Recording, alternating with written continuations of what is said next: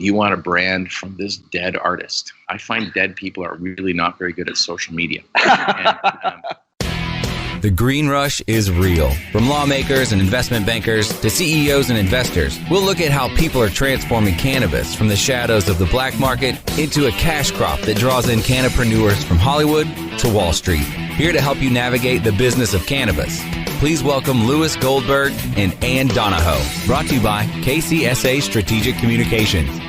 Welcome to the Green Rush. I'm Ann Donahoe with Louis Goldberg, and we're recording this week in Vegas at MJ Biz.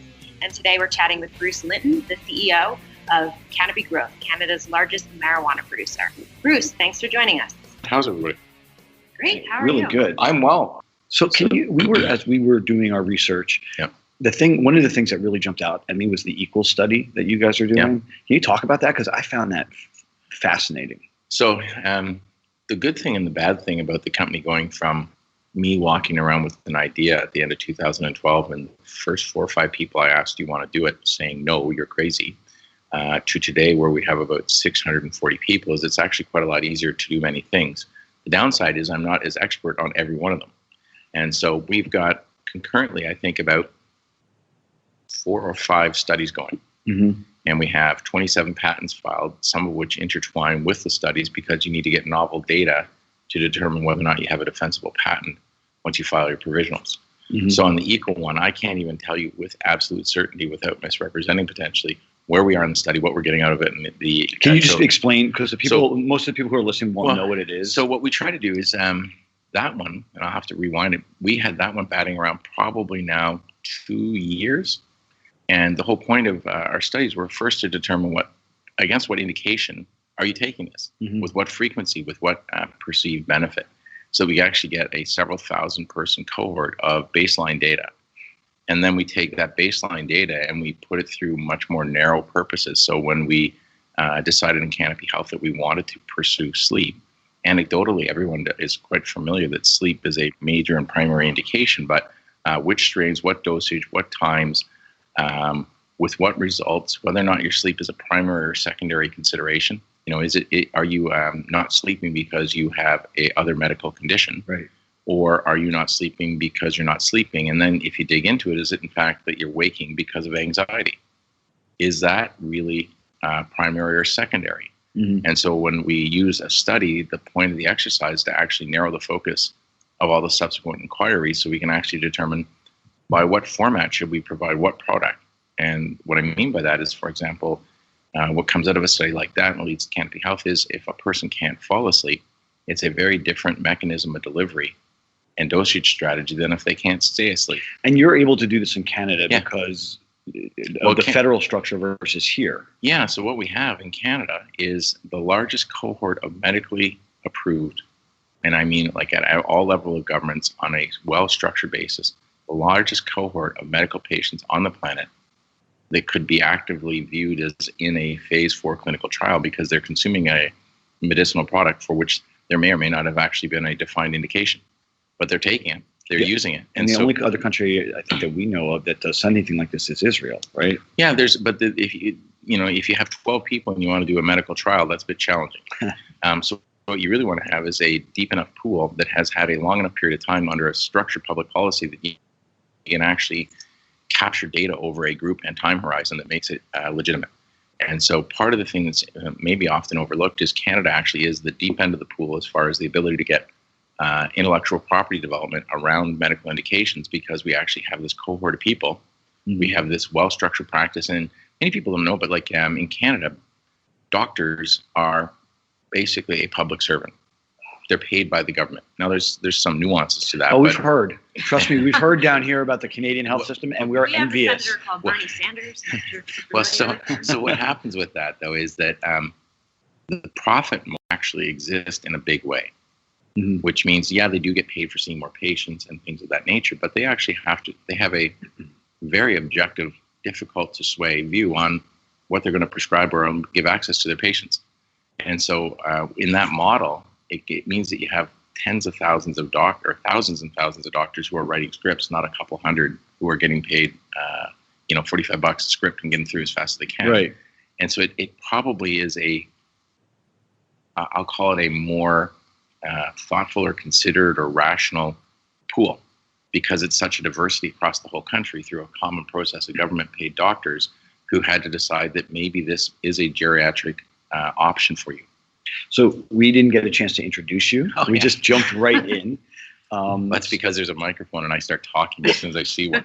That's usually run. So I've never met a mic I didn't like. That's so yes. So a future politician?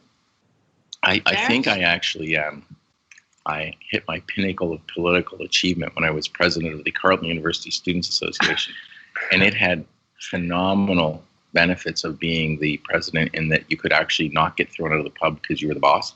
Nice. You didn't have to wait in line because you were the boss. And so I thought that was probably the best political job that would exist. Is that how you met your wife? No, I probably attempted to meet beta versions of that versions, but I don't know that any other political office gives you access to not being kicked out of a pub. And so I'm not sure many people would kick you out of a pub right now. Yeah, but really, you got to think about what are the outcomes of doing that. But probably the reason I like microphones is the university I attended had a journalism school. And when you're the president of the Students Association, they have to write stories so frequently. They interview you 4, 5, 6, 10 times a week. And I didn't really appreciate what the job of a journalist was prior to being president. And then I realized I was glad I wasn't going to be one because I actually had to do a lot of work. Mm-hmm. Yeah. And so I think part of the reason Canopy's had some visibility is I actually believe being a journalist is a tough job. And anytime they ask, I meet and try to give them some outrageous thing and some practical things and make their story reasonable. So it does actually all kind of link together in a weird way. Yeah. So the big news for you clearly was the Constellation Wait, deal. we still haven't Oh, so you're right. I feel like it's a bit of a mystery game, and guests can try to determine who Yeah, I am. exactly.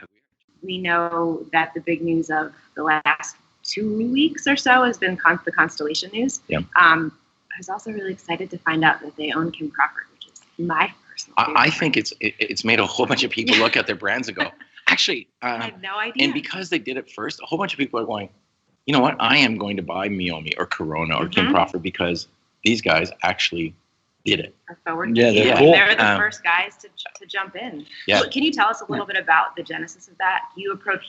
I think you approached them. Yeah, so in December of last year, we reached out because, well, we are the largest producer of cannabis. Our objective is not to land in that category. What we want to be is the most vertically integrated, most interesting product creator on the planet.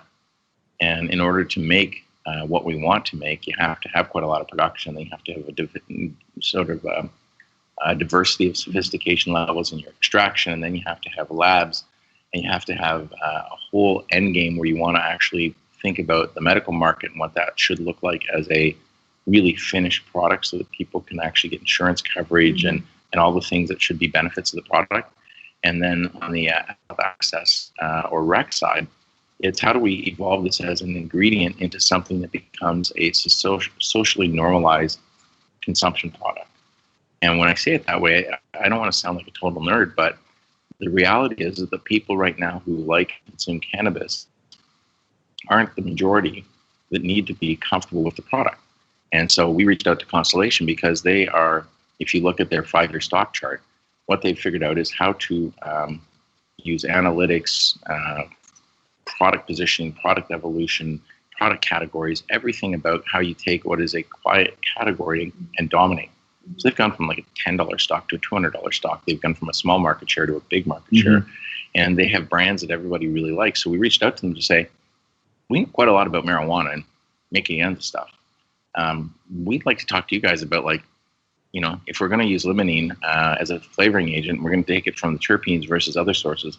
How do you guys think about that? And how do you do it so that it stays clear? And, you know, all the questions you have. So the conversation began.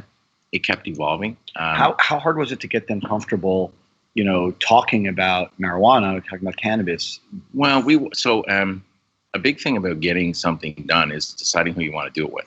And so these guys had been evident based on Mr. Sands had made a statement about a year ago now about the fact that he was interested in the market. well, shoot, compared to every other person in the alcohol industry, which would like the market not to exist. When you think about where we are in Las Vegas right now, right? Yeah. So, I don't want to use the word stalker, but maybe I'm a stalker. I've been watching very carefully Constellation, Diageo, all the big beer brands, and even the name Canopy arises out of the fact that if you're going to put brands under something, we thought it was kind of clever that they were going to have all the brands under a constellation. The stars are nice. My thought was that if it ever rains, it's really nice to have something over your head. So a canopy is why we have this, and why the name Canopy holds. Well, just think about how pleasant it is under a canopy. I could have called it a tent, but that doesn't sound very elegant.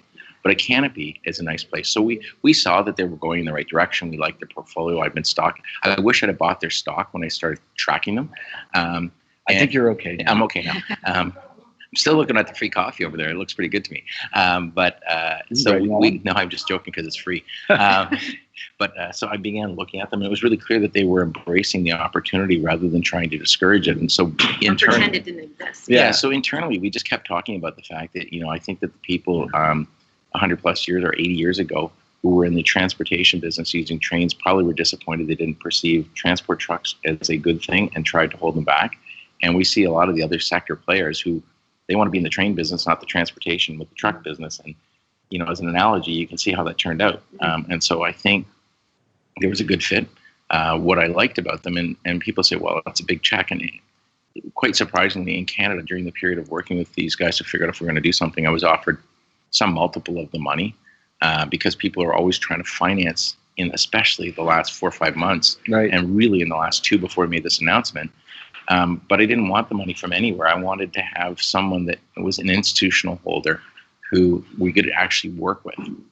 And so it was all about the working with. And so like next week and yesterday, I spent 4 or 5 hours taking one of their very senior and key people all around this trade show. And we were exhausted when it was over, but the opportunity to spend and learn. And like next week, we're down at their shop and we do a strat session and brainstorming. And so this really is intended to be a way to create something great. And if the culture wasn't there, I wouldn't care if somebody had twice the money and half the price. What kills companies is a partnership or a relationship where one party is of absolutely alternate, I'll call it DNA. So our culture is a startup. Their culture, believe it or not, appears to and feels like a really aggressive entrepreneurial environment. And so those two things go together very well. So we're talking with Bruce Linton, CEO of Canopy Growth, and we're going to take a quick break for our sponsors, and we'll be back. More Green Rush coming up after we roll through our sponsors. Introducing 420 Cloud, ignited by MSIG, one of the fastest growing social apps around. The only app you'll need for all things cannabis. Find the latest cannabis news, videos, and stories, ranging from business and tech to sports and medicine. Start your career in cannabis by seeking, identifying, and applying for jobs through our expansive listings. For businesses, 420cloud.com features a full-scale cross-channel network, monetizing high traffic for big data conversion and analytics. Download 420 Cloud now from the iTunes Store or Google Play. MSIG.com is a publicly listed company on the OTC, symbol MCIG. Cannabis concentrates have been around for hundreds of centuries. In 19th century America, extracts mixed with other herbs were sold as a miracle cure. Now, Apex Supercritical has elevated the science of extraction into the 21st century. Apex Supercritical is the leader in CO2 extraction, which is the cleanest, safest, and purest way to extract plant oils. ROI in as little as 3 weeks. Our cost-effective systems are fully automated with an industry-leading 3-year warranty. And if we don't have your system in stock, we can build one in as little as 4 weeks, bringing CO2 extraction to the masses. Learn more at apexsupercritical.com. 4-week build excludes high production systems. Banking and Buzz, understanding the business of cannabis. Welcome back to The Green Rush, only on cannabisradio.com.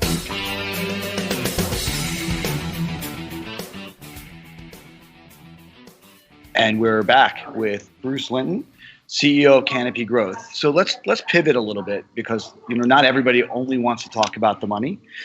Let's talk about Snoop Dogg a little bit. Yeah. Does he have any nicknames for you? He has and his team. So really a very effective anything always has a very competent team. Mm-hmm. So Ted and Tiffany and his team are really, really good. But what's been nice with working with him is when we announced that in February of 2016. Okay. Seems like forever ago. It was considered a shocking. It's in dog years, right? Yeah, it was considered a shocking and completely unexpected thing to do. And at the beginning, you have what you always have at the beginning is a relationship that has to build. And over time, I think we've done a good job of positioning his brand. He's done a great job of taking an interest in attending to our sites and seeing the scale and scope of what we do. And so I think that the confidence each party has in the other has really developed. And I think that means as we go out, there's quite a lot of things that we could probably do together that if you tried to write them into an agreement 2 years ago and say you have to do this, nobody would be comfortable. So and now it's good. Are there going to be Snoop drinks? You know, I mean, the part of the partnership with Constellation, everybody is assuming is to create cannabis infused drinks. Are we going to have, Snoop Cola or something? I think that would be a great one. So there's no defined path on what brands will do or won't do. But the objective in the association is Constellation is our beverage partner, period, for the world. And we are their cannabis partner. And the reason you want to be all in on that basis is there's absolutely nothing in either of those categories that we wouldn't completely openly share with each other. And that means that you can actually, you don't have to be guarded in your discussions or thinking or what present material. So maybe that'll become a Snoop thing, don't know. But as far as I can tell, I've been in some of their offices there. There have been a lot of different Snoop things. There's a cabinet in Ted's office that has, I think there's cereal once that was his stuff. So it's amazing. It's like Count Snoopula? Yeah, his brand has been everywhere. And I think it's probably, if you were doing one of those analytics on brand value, I think his brand value has never been greater than it is today.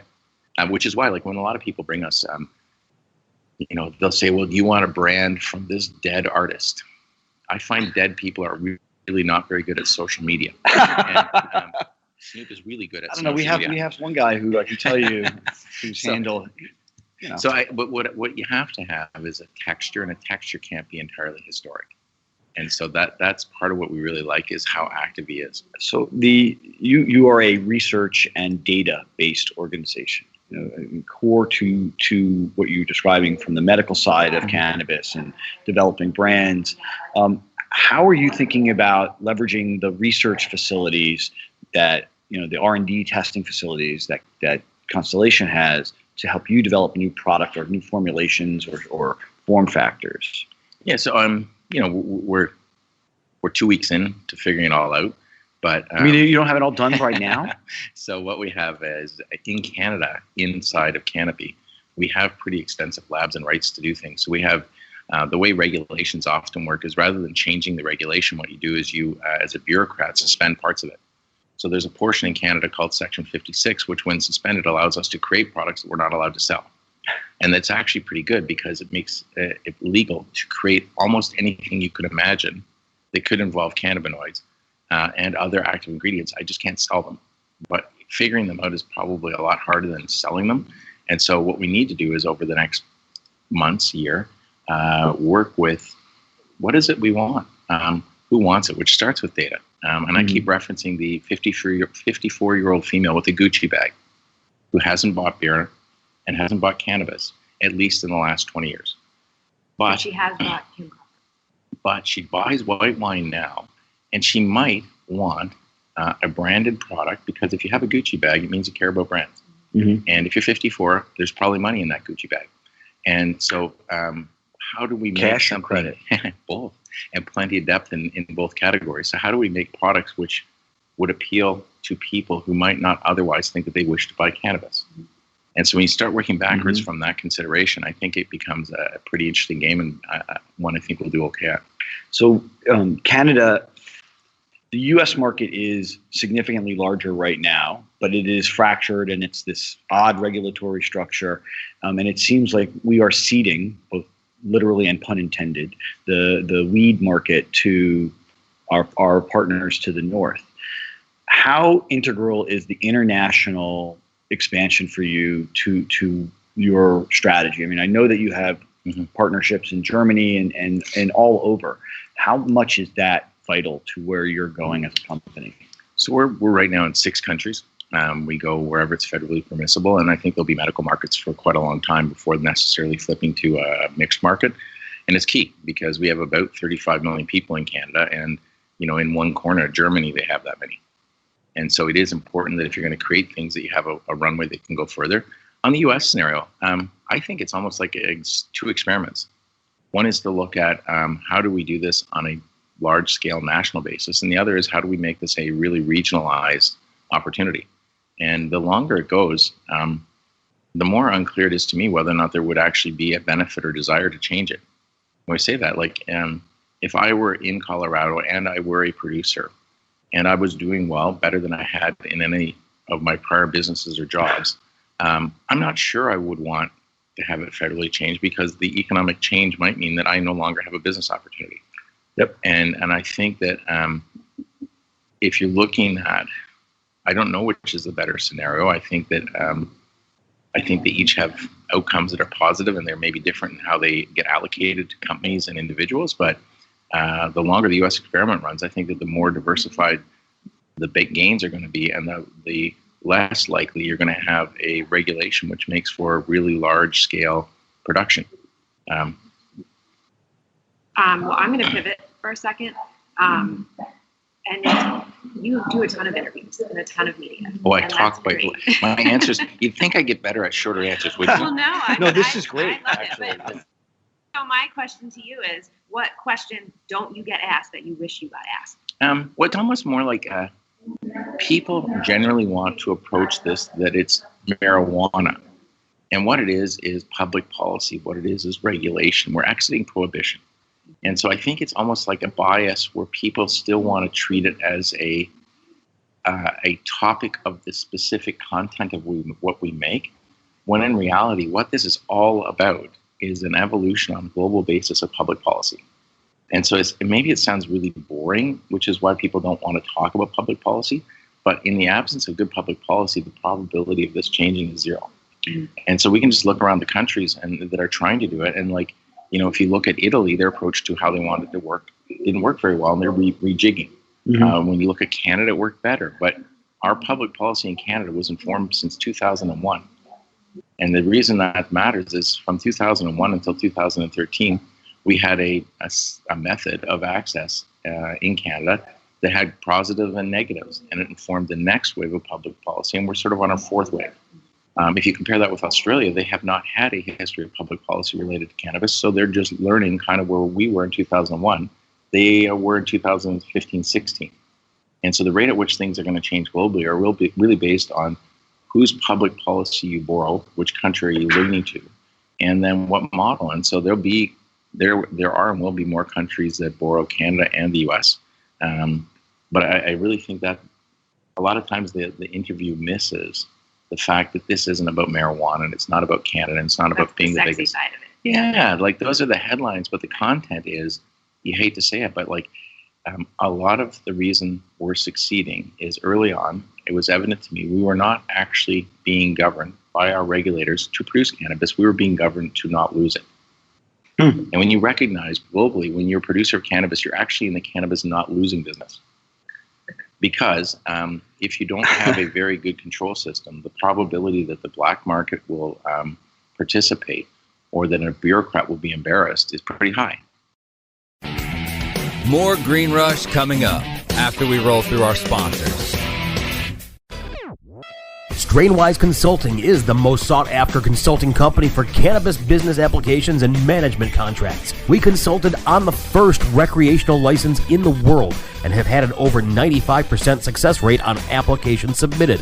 The industry is growing at such an exponential rate that building a powerful and lasting cannabis business is a #1 priority. Here's Strainwise's Sean Eubanks. In our first 5 years, we branded and supported 9 medical and recreational marijuana dispensaries and approximately 160,000 square feet of sophisticated and efficient product cultivation. Strainwise Consulting has the experience and expertise to guide you through the process.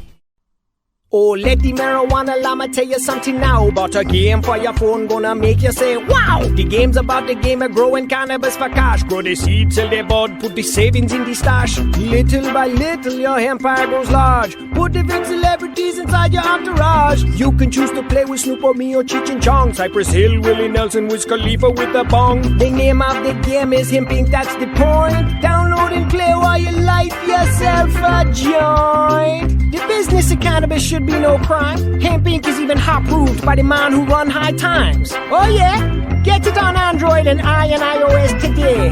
Marijuana llama out. Got to tend to me own crops, you know. Money don't make itself. Hemp Inc. Banking and Buzz, understanding the business of cannabis. Welcome back to The Green Rush, only on cannabisradio.com. So welcome to the Green Rush. I'm Ann Donahoe with Lewis Goldberg, and we are recording in Vegas at MJ Biz. And today we're chatting with Bruce Linton, the CEO of one of the most talked about cannabis companies in the world right now. Probably the most. Probably the most. We won't make you guess. It's Canopy Growth, Canada's largest marijuana producer. So we are at the segment that we do every week called Puff, Puff, Pass. So it's just, this is where you're supposed to be quick. So we just talked about public policy, and now we're at Puff, Puff, Pass. Well, this is just two things that you love about the industry and the one thing that drives you nuts. I love two things. One is I do love the fact that public policy and rules matter because I think it's so important if we're going to exit. I also love the fact that it is incredibly intense. So like if you like busy, this is like busy getting busy. Yeah, it is. The thing that I dislike is there are an increasing number of entrants who want to just get rich and run. And what do you want to run to? Why do they want to diminish the credibility of the sector so they can have some money and go play golf more or something? Like, don't do it if you don't want to do it. Right. If you don't want to actually work and be a proper entrant, don't enter. Go get rich somewhere else, but don't wreck a good sector. And I mean, I know we're supposed to be done. I just want to ask one more question. So we were talking about Alan Brockstein earlier, and he had predicted that 2018 was going to be the year that we saw a tremendous amount of institutional money flow into the sector. And we're hearing that there's going to be a tremendous amount of consolidation. What do you think is going to happen financially? We're going to see real players like you eat up a lot of the smaller players? Or we're going to see real money flow in? What's going to happen? So the only reason a lot of institutional money isn't in Canada from the U.S. is the only reason we may not end up with a big institutional lift is that in Canada we don't have FINRA, we don't have SEC, we have provincial authorities and they all have different agendas, and we don't have a national securities regulator, which is why I've been to Boston enough times in enough of the offices. I have my assigned seat at the table. There's a bunch of major capital that would come up if the sector in Canada was regulated, where if you invest in Canada, it's legal from Boston. But if I take your money and redeploy it into any of the U.S. jurisdictions, now I've done indirectly for you what you could not have directly done yourself. You'd be a money launderer. Well, I think there's a whole bunch of words that start with R, like RICO, racketeering, things like that. And the issue is that they are not going to explain, well, I'm with the good company that doesn't do that. They have to be in a sector that doesn't have to be explained. And so I don't know if 2018 is the year because I'm not confident our regulator combination. They're still relying on, prior presidents' controls and representations of what the DEA will be funded to do or not. And so some of those Cole memorandums didn't actually suspend the law. They just suspended the budget. And if you use that logic, if an entity in any federal jurisdiction has no budget to enforce something, you should be allowed to do it from Canada is the general logic. I suspect there's places like the Congo that don't have a lot of budget for their environmental protection. So could I just disclose, because they have no money, I'm going to dump all the cyanide in the river and that'll make my gold mine more profitable. Right. Now I've told you I should be allowed to do it. So there's no logic in a boundary that says if a rule still exists but isn't enforced, you should be able to break it. And so I think that'll question the big funds. As far as consolidation, from a Canopy perspective, what I don't wish to own ever anymore are ones which are small. Right. I want to work with them. And the reason isn't that I'm a super nice guy. The reason is that you need to be an entrepreneur in a building running it if it's under 100,000 square feet. The overheads associated with quality assurance and all the things that we have to do to keep compliant mean that that's not a size that I want. That size or smaller is a great business for an entrepreneur in it. And we love having their product in our store. I'm not buying them. And so I think consolidation may happen in the mid-tier, but it won't happen with the smaller guys. They're actually going to have a great feed chain to come to the bigger stores, present their product just like you might in a mall, right, and do very well. So I think consolidation is maybe overplayed, and a lot of the little guys who are getting tired would like to be bought. But the reality is that they should just go back to work and have fun. Well, I think that's 30 minutes. Okay, thanks, guys. Thank you very much. No problem. I'm already now. It is already morning at 8:39. I'm already now the late Bruce Linton. Brasco will do the outro stuff. Yes. Okay. Thanks, guys. Really. Thank you so much. Okay. This is great. Special thanks to our guest, Bruce Linton, the CEO of Canopy Growth. Check them out at cannapygrowth.com and on Twitter at cannapygrowth. And they trade under the awesome ticker of WEED on the TSX.